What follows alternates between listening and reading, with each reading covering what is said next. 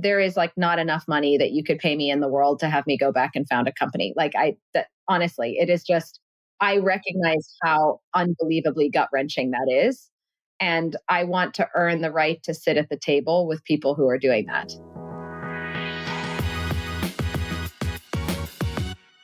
Welcome back to 40-Minute Mentor, the podcast brought to you by JVM, a search firm that places executives and future leaders into high-growth startups and scale-ups.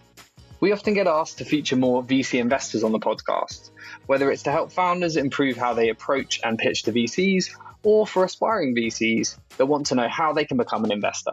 It's a notoriously hard industry to get into, and there is always a mystique and plenty of myths that go around about VCs. So we've decided to bust some of those myths and shine a light on some of the very best VCs in Europe through a special feature series.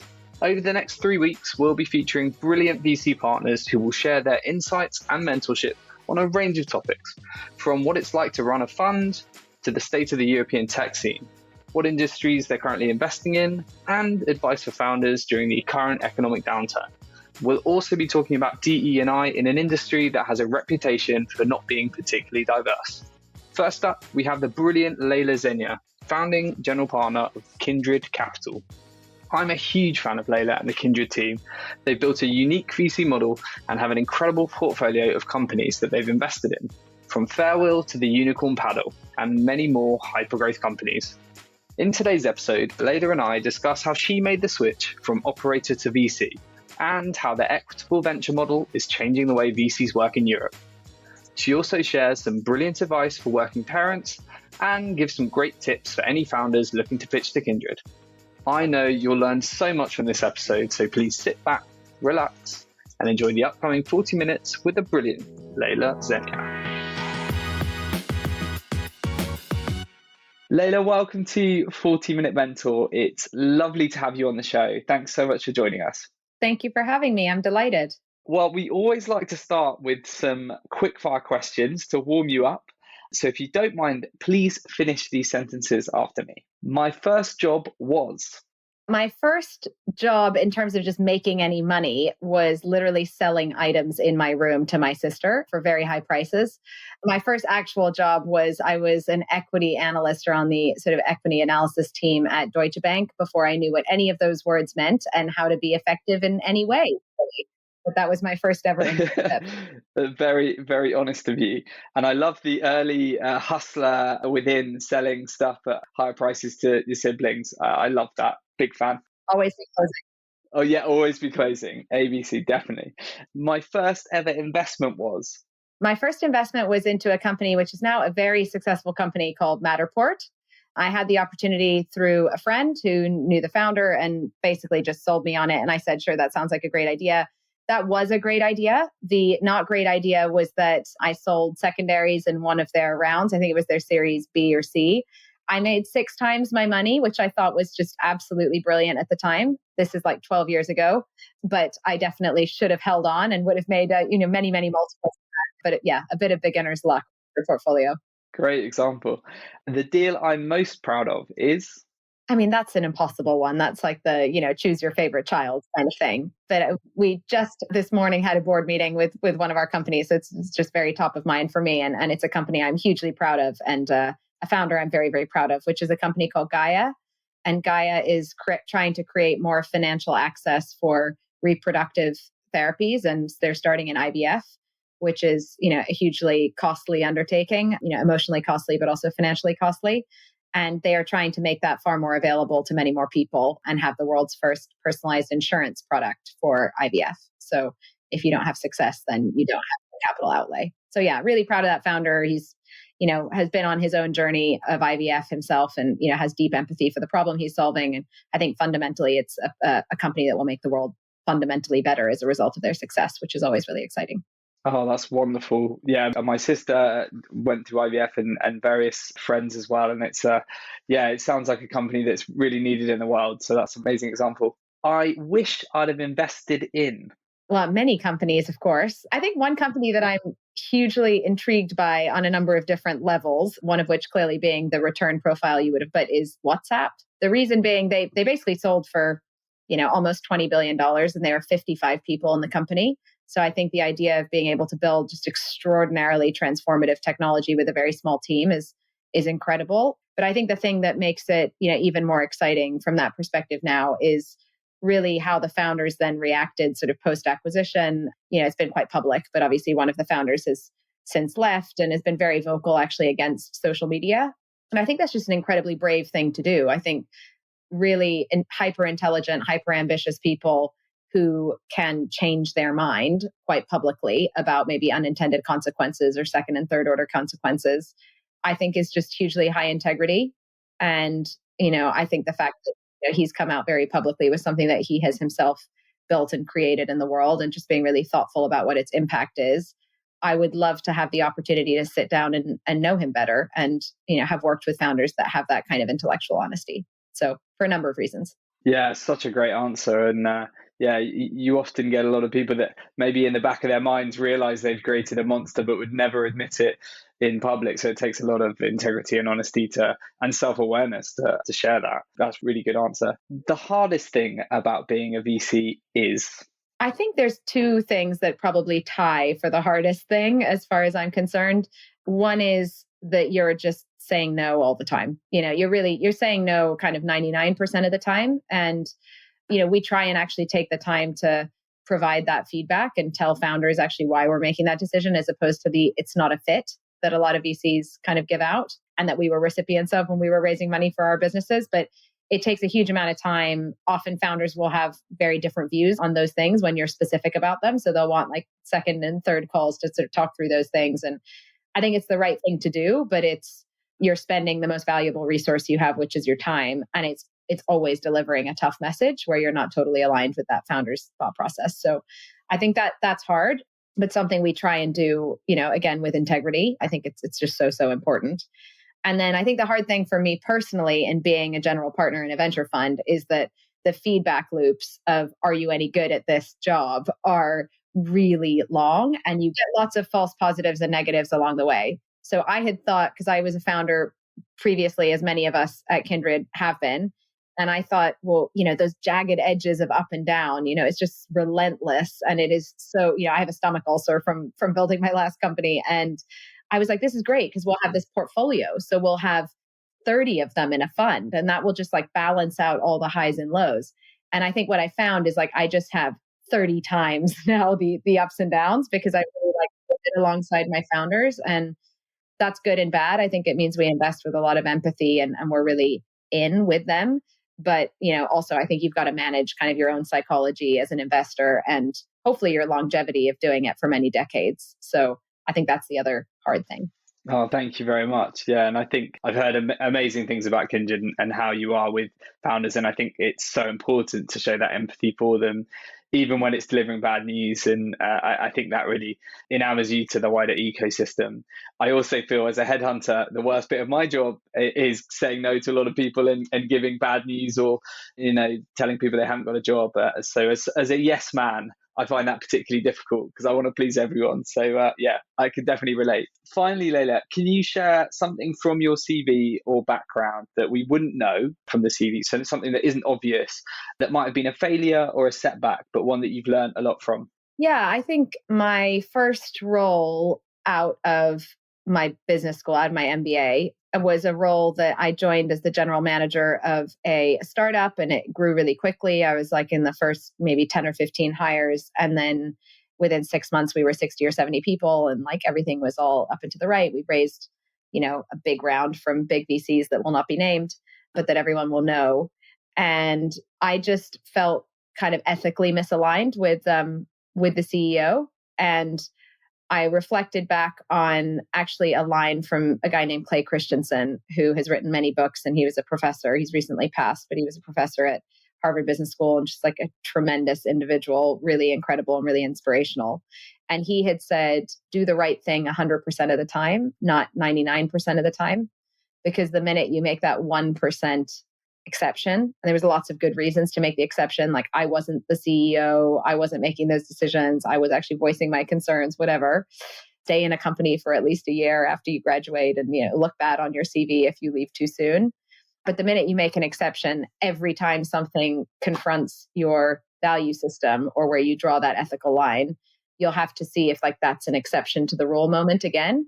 And it basically is just a time sink and sort of takes you down a really slippery slope. And so, yeah, I did what was my right thing, right, which will be different for everyone. But the minute something sort of went beyond what I thought was, my line, I left and I had absolutely no idea what I was going to do next. And I had no job lined up and I thought it was like a mark of shame. And I'd been recruited into the company by a big name venture capitalist. And what were they going to think of me? And I was abandoning ship and all that kind of stuff. So I was really, really worried about doing that. But it was probably one of the most important things that I've done in my career because, now there aren't those exceptions to the rule. If something, crosses an ethical border for me, I know exactly what to do. And I think that's really comforting in a space that's so dynamic and ever changing that you have that constant within you, that true north. Definitely. I have huge respect for that. And I think it's great to set that standard for the company and the founders that you work with as well. I think anyone hearing that will really respect it.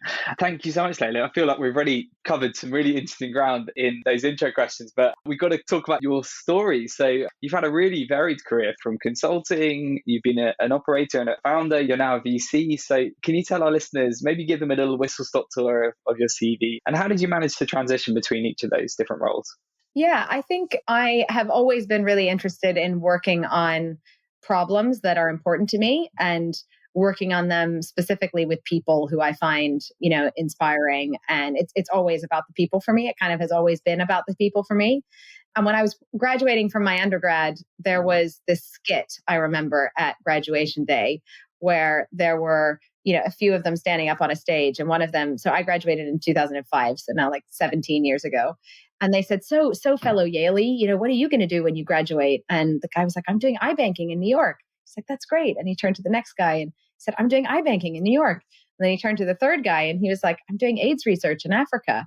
And there's this like awkward pause. And he goes, I'm just kidding. I'm doing iBanking in New York.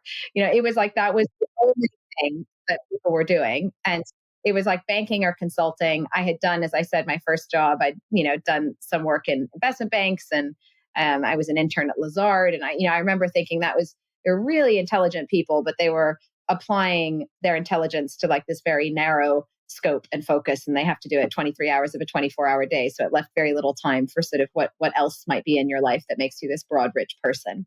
So I decided very creatively that consulting was going to be the better choice for me.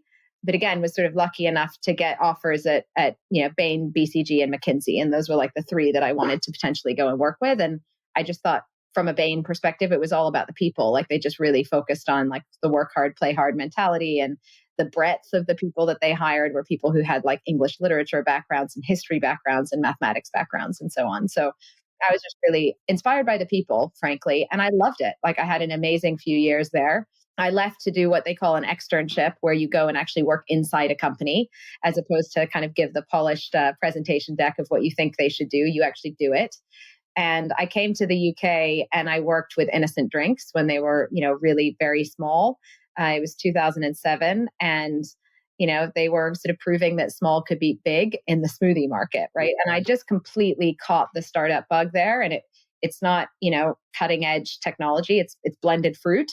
But again, it was about the people. It was about their attitude and their value system. And I just couldn't fathom going back into a large organization after that, and have gone smaller and smaller in terms of the types of companies I've worked with and for ever since then in all different parts of the world, from Argentina to the US and now in Europe. So I think the thread is great people. I feel very blessed to have found, what I feel like is my calling at Kindred. I mean, I think that's a very loaded word and is probably more unhelpful than helpful for most people, because you think that, you need to find that and you need to find it really early. And I didn't until I accidentally founded Kindred, now almost 7 years ago.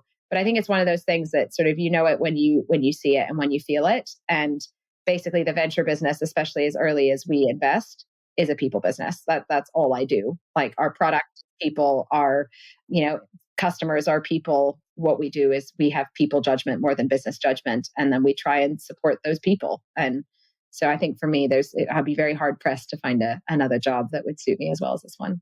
Amazing. No, thank you so much. Well, I think it begs the question then, sort of how do you end up doing investing? Clearly you are a people person and being able to do the work that a VC does is very people centric. But can you tell us how you ended up sort of ultimately starting the firm, and how did you find it, adapting from the previous careers to being a VC? Yeah, absolutely. So I spent about 10 years on the operating side in very early stage companies, and, joining, as I said, an early stage company, or even co-founding an early stage company. And, through those experiences, it was really about finding, a pain point and a problem that you really, really cared about working on with a group of people who you were really inspired by. Like, that was the makeup of these operating roles that I had. And it spanned different sectors and, as I said, different geographies, but that was fundamentally what it was about. And my husband actually got relocated to London in 2014. Our company had just closed a Series B, and like all startup journeys, was a crazy ride of up and down, and we're going to be huge, and then we're going to have to lay off all our staff, and then we're going to be huge again.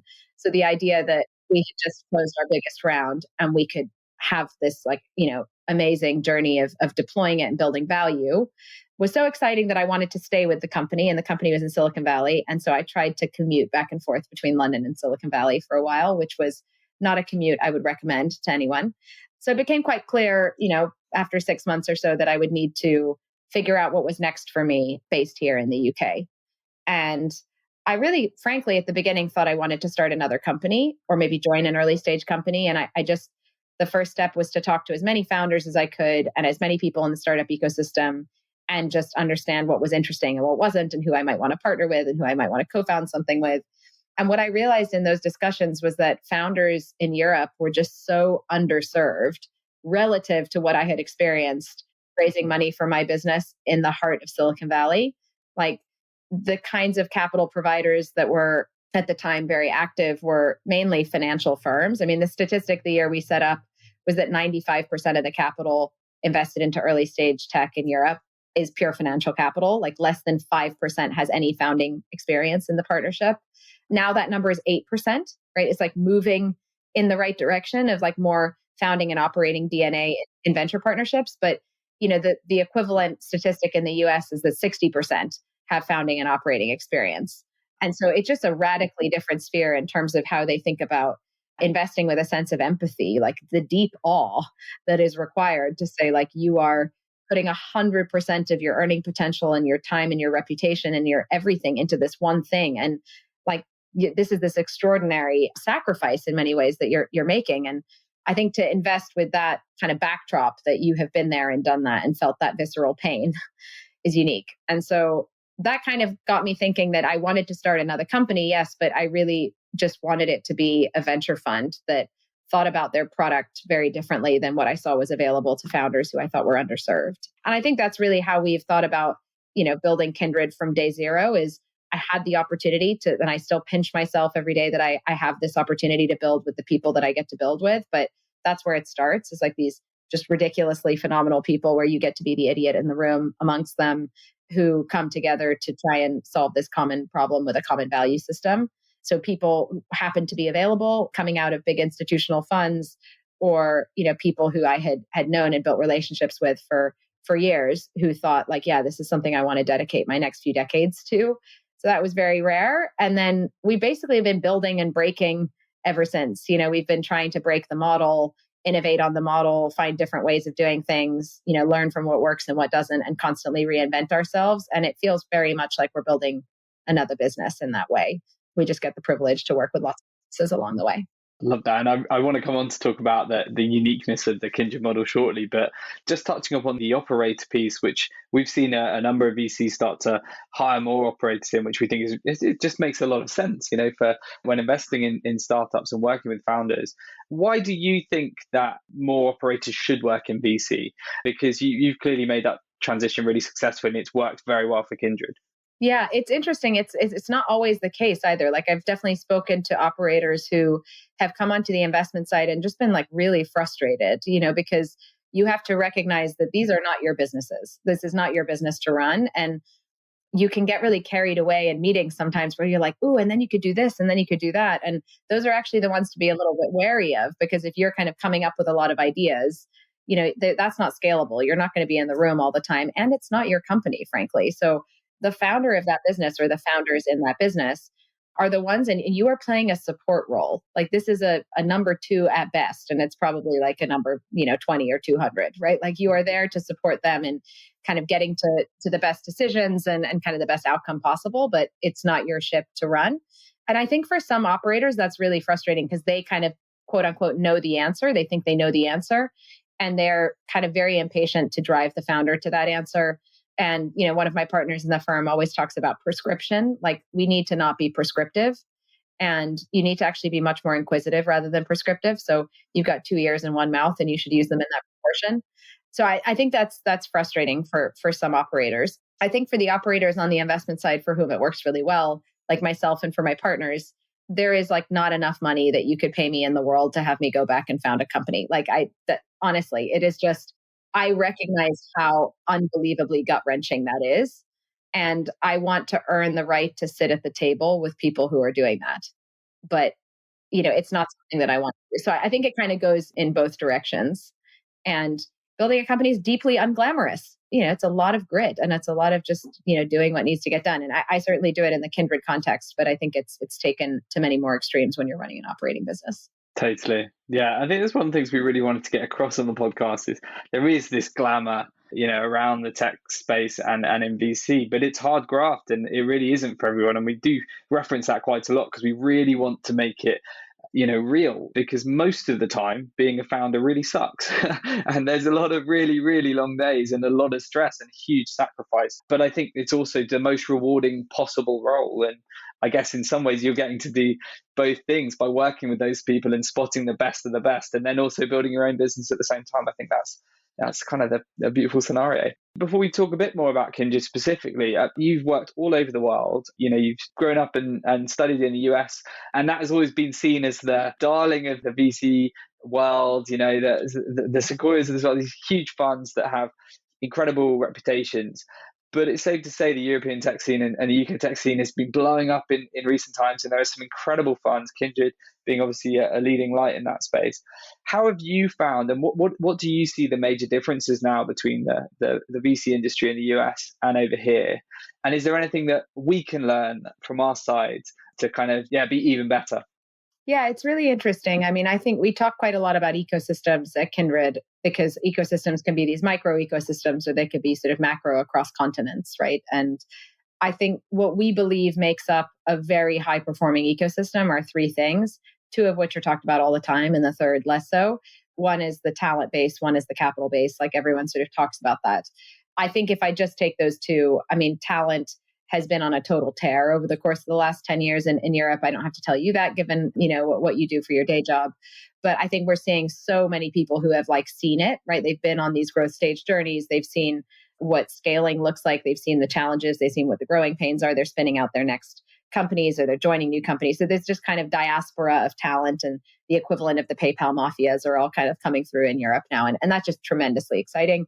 The capital side, you referenced Sequoia, but it's Sequoia, Lightspeed, General Catalyst, Bessemer, blah, blah, blah, blah, blah, all setting up, really significant operations here. There's more capital than ever before. Great. There's a third component, though, which is a lot more amorphous and people aren't talking about it as much, which is, we call it this belief system. The belief system is they have it in spades in Silicon Valley, right? Because you can't walk a single block in the Valley without hearing someone say my MRR or ARR, or my valuation, or I'm pitching to this person or that person. And it's if he can do it, I can do it. He's a normal guy. And I think that density that you get, which is quite monoculture. And if you spend a lot of time in the Valley, you will know that it is can be quite boring and quite monotonous because everyone is doing that kind of building a company and trying to change the world. But it's totally intoxicating and there's nothing too big for you to dream up. And I think that's the thing in Europe that we've really been missing is that risk appetite. Entrepreneurship used to be a euphemism for unemployment. It's if you were really smart, you'd go, be a professor at Oxford, or you'd be at Goldman, or you would be at McKinsey, or you would do these things. And I think now the really smart people are going and founding companies, or they're going and working for these rocket ship companies. And that is starting to come through in a way in which the risk appetite and the sort of dreaming big. And it's a big part, frankly, of why at Kindred we share the economics of the whole firm. We share the profit with every founder, because it's if you feel like you're a co-owner in this other founder's success and journey, you build that density in a place where, we're much more dispersed than we are in Silicon Valley, right? And that makes my life a lot more fun and a lot more enjoyable. And I'm delighted to be raising my children in Europe and all of those things. But we have to recreate the density of that see it to believe it within our own portfolio. And that's what we've done. Yeah, that's fascinating. And you referenced your sort of pioneering concept of equitable venture. Can you tell our listeners just a bit more about kind of why you came up with it? You've already alluded to it, but it'd be good to expand upon that a bit and talk about why founders are so excited to be involved with Kindred because of that unique model.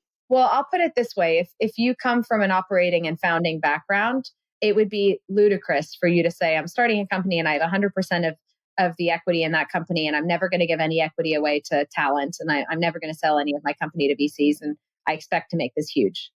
Really good luck to you. There has never been an N of one company that has become transformative.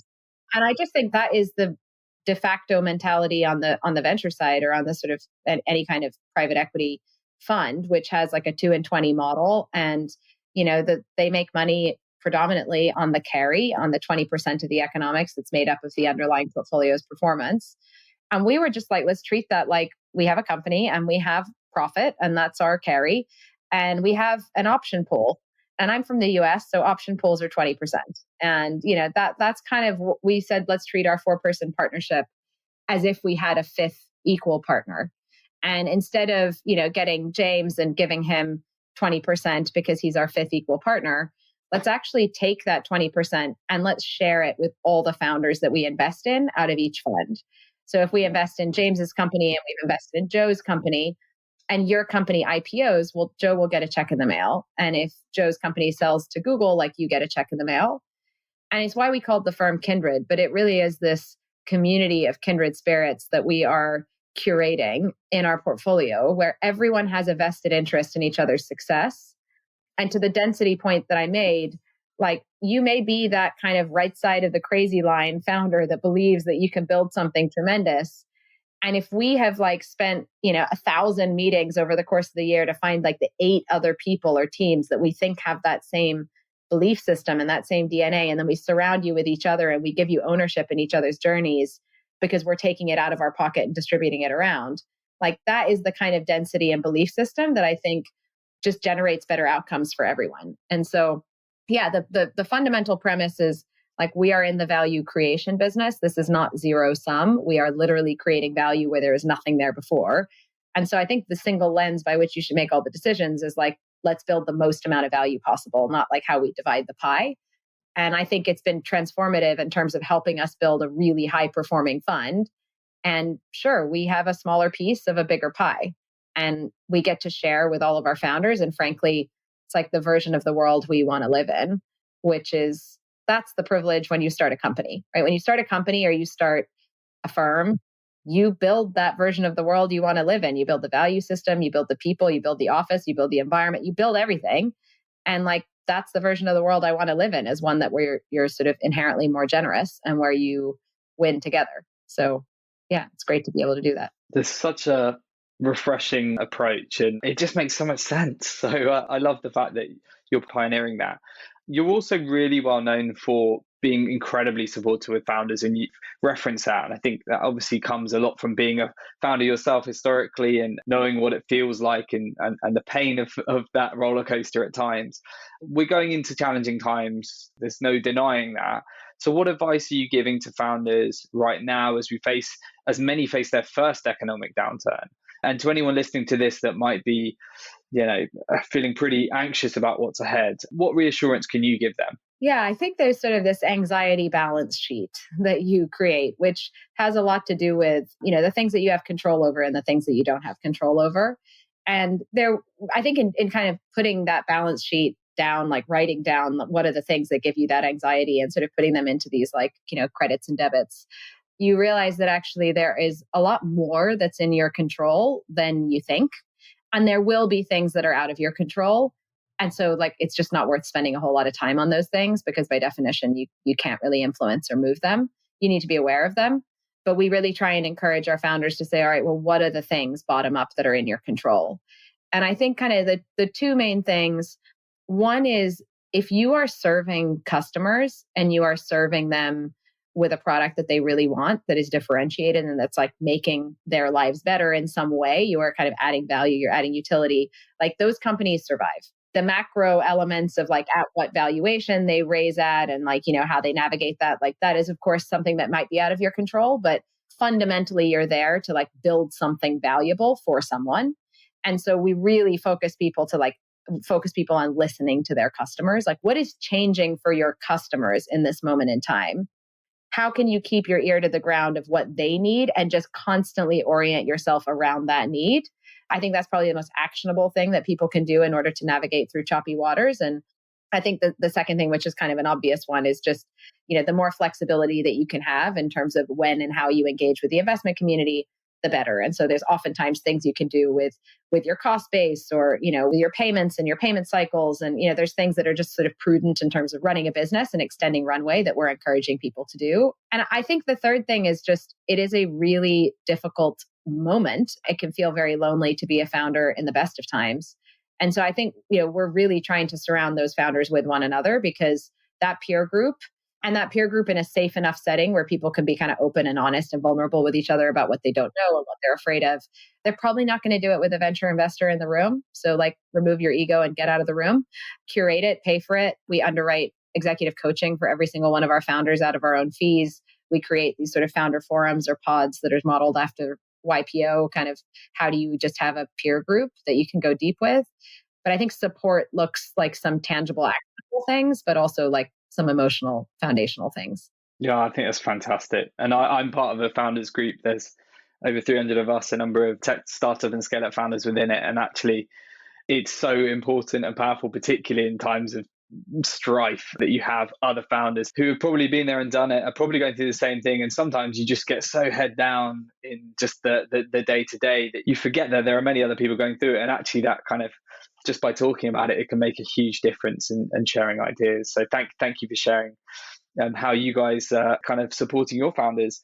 There are going to be people listening to this that are still bullish and are still determined to build the next unicorn, and who will probably want to pitch to you at Kindred. So for anyone that might be preparing that deck, what are you looking for right now? And what advice do you have for any founders that might be up in front of you over the next few months?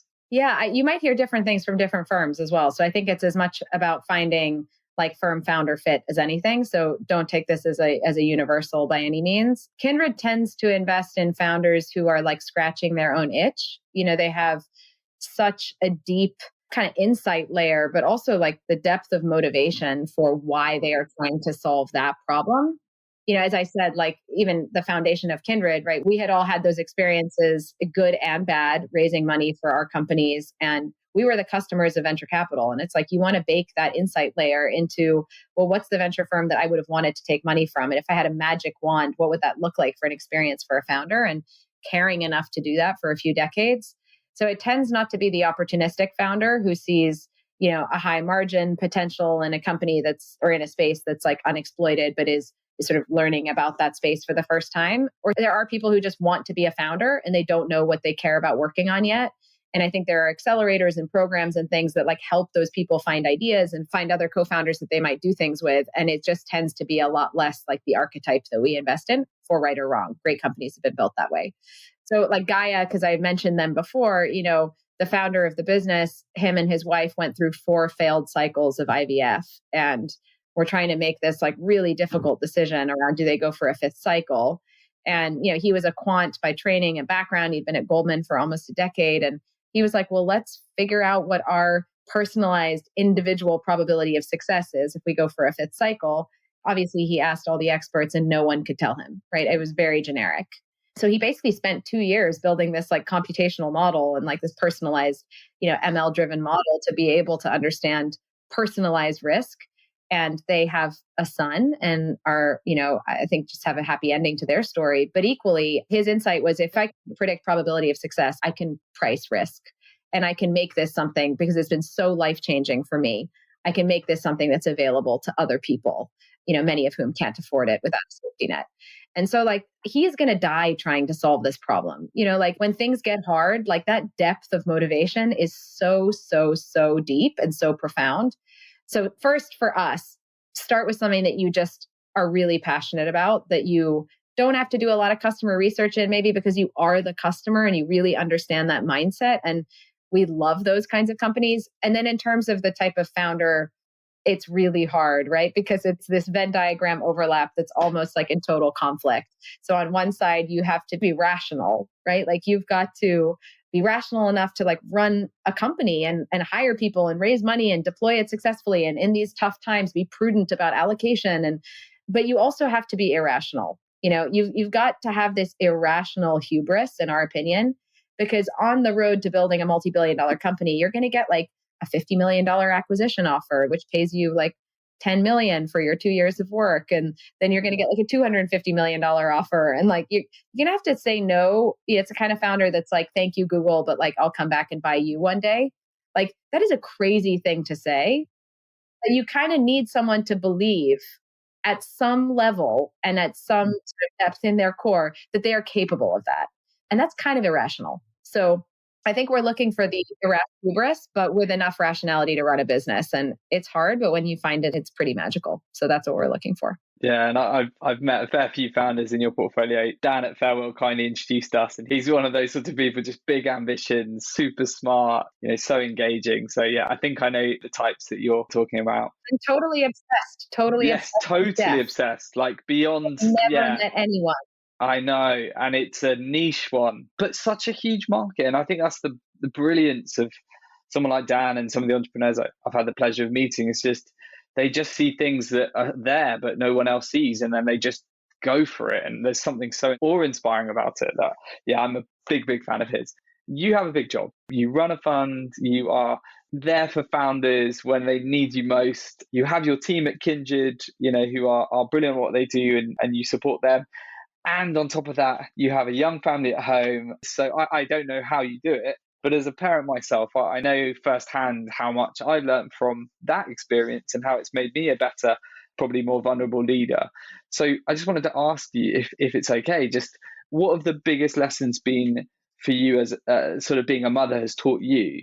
And do you have any advice for anyone that might be listening that's trying to juggle a big job, maybe a venture and parenthood, or founder life and parenthood? How do you strike the balance between all these things? Yeah, I mean, I think the first thing to say is that like I have absolutely no answers. So, I think it's really hard, but it's such a blessing to say like I have many things in my life that I really love and I really want to be great at, and one of them is being a mother, and one of them is being a venture investor. And that figuring out like wanting the 25-hour day is such a blessing, right? If you think about it the other way around, that's not where you want to be. So I think one is just like the gratitude for having the opportunity to do many things, but understanding that it's a juggling act and it's hard and there are no answers. The two things that I found that have been helpful. One is, I think one of my greatest skills or strengths, I don't even know if I can call it that, but like the thing that got me really far in the first, 15 years of my career was like, I just like work harder than anyone else. I don't think I'm like God's gift to, genius, but I would just outwork everyone. And I sort of had one tool in my arsenal. And then I had children, and I have 3 kids under 6, and my eldest has a very rare disease and, is a huge undertaking to manage, like, emotionally and day to day. And I can no longer be that person that only uses that one tool. So I think I have had to learn like a completely different way of still generating value, which is, basically about prioritization and saying like, what is the kind of single thing or the 3 levers that I can pull that will deliver the most amount of value. And that's also been in like founder conversations and founder relationships, right? Like I was always the one who would, pride myself on taking the 11 p.m. call on a Sunday.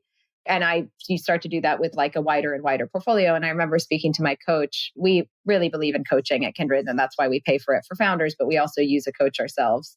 I always like to say, Federer and Serena Williams and all those people have coaches. So like, of course we should too, right?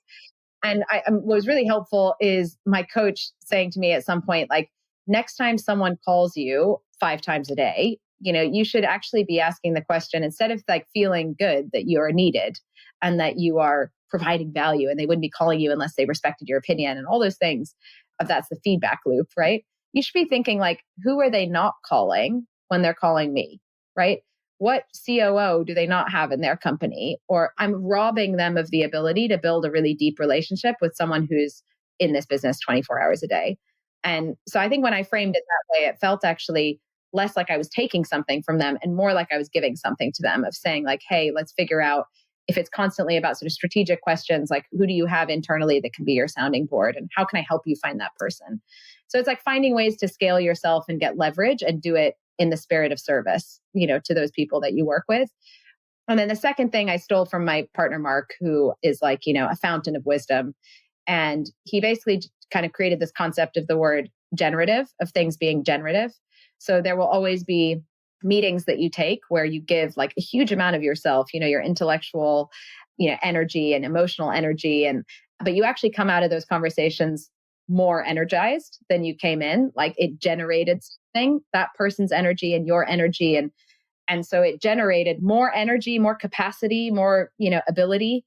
And then there's the meetings where you give like very little of yourself and you come out and you're absolutely exhausted and you're really drained. And so it's kind of look at your calendar and figure out like, who are those people, or what are those environments, or what are those constructs in which like the meetings are generative, because that actually is a way you get a 25-hour day. It does generate more for you outside of the meeting. So those are the two things, but it is hard. And this has been a generative conversation for me. The last thing you want is mood hoovers, and you are absolutely not that. And I can totally agree. It's so important to sort of surround yourself with people that give you energy. And I think that's why I love what I do, because I used to get the Sunday night blues, and now I'm just kind of bouncing out of bed to get to work and talk to people. So yeah, thank you so much for sharing that. We are sadly at our wrap-up questions, Leila. So in one sentence, what do you think the future holds for Kindred? I hope Kindred is like the best, not the biggest kind of thing. Like I want us to always be a small firm in the sense that we focus on pre-seed and seed when we first get involved with companies, and we become their partners. So we don't compete for the next rounds and all that. But I want us to prove out that this model generates much, much greater returns than, practicing it in another way. And that's all ahead of us, right? We're still early days. So that's what I want to prove. Exciting. Thank you. Very similar to JBM too. At the end of your career, what would you like to be remembered for? I mean, I think it's career and life. I just want to be remembered for my relationships, basically, my generosity of spirit and the way in which you show up for others. So hopefully life and work are both aligned in that. That's a great one. And probably unsurprisingly, this is 40 Minute Mentor. Do you have a mentor? I know you have a coach. And if you could be mentored by one person, dead or alive, who would that be and why?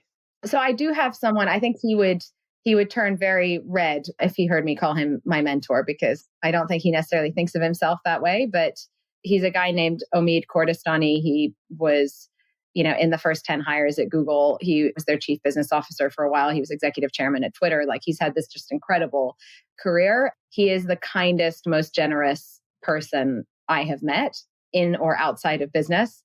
And I think, sometimes you see that those things are in conflict. It's like the thing I'm trying to prove in my career is that they're not. Like, I think, you can be really generous and really open and really kind, and you can generate the most shit hot returns or have the most extraordinary career. And it doesn't mean you're soft, and it doesn't mean that you let one get by the goalie and you hold people to very, very high standards, which he does, but you do it with a sense of deep devotion, which he also really does. So yeah, I think just the fact that someone like him exists is sort of inspiration enough. And then I'm lucky to have a close relationship with him. And yeah, I think he just always makes me better.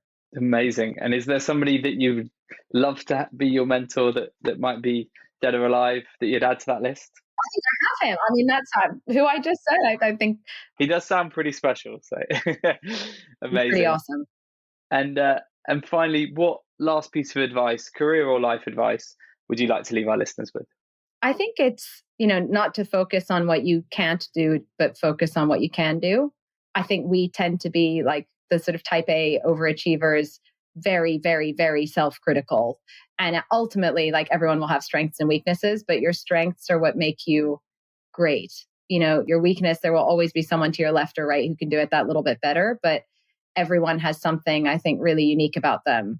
And recognizing that as early in your career as you can, and then just leaning into it and letting that shine. And I think fundamentally we would create a lot more value. We'd create a lot better world, and certainly a lot better mental health if people would kind of tap into that aspect of themselves and let that shine. I couldn't agree more. That's a wonderful place to end this conversation, Leila. Thank you for an uplifting, insightful, and really inspiring chat, and for sharing your 40 minutes of mentorship. We really, really appreciate it. Thank you.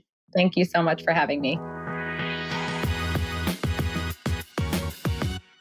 I could have chatted to Leila for hours. She's so passionate about what she does, and I have so much admiration for what she and the Kindred team are building. Leila shared some really fascinating insights and great mentorship throughout that episode, but the one thing that stood out most to me in our chat was the way that Kindred work with founders, particularly due to their Equitable Venture concept, but also down to Leila's belief in peer-to-peer mentorship and the power of coaching, something that I'm a big believer in. It's not surprising to me that Leila is so highly regarded by founders. She's the sort of investor I'd want on my cap table and at the end of the phone when things go wrong. So, whether you're somebody looking to pivot into VC or you're building a startup and looking for a really supportive investor, I'd definitely urge you to check out Kindred Capital. And that's a wrap for our first episode of this VC feature series. I really hope you enjoyed it, and you'll tune back in next Wednesday when I'm joined by another world-class VC partner. See you then, and take care.